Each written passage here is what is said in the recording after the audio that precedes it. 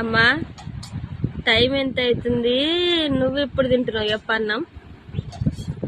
Time correct 1:33 అవుతుంది.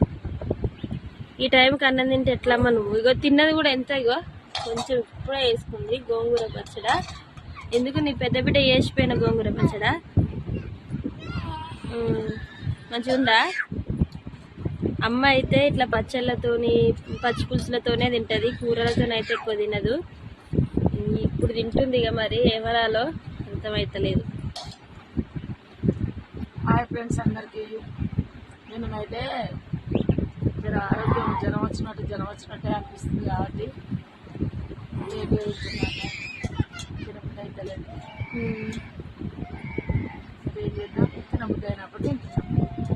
గోంగూర పచ్చడి నా బిడ్డ చేసిందన్నమాట. గోంగూర పచ్చడి ఉంటే ఇక నాకు పండుగ 5 రోజులైనా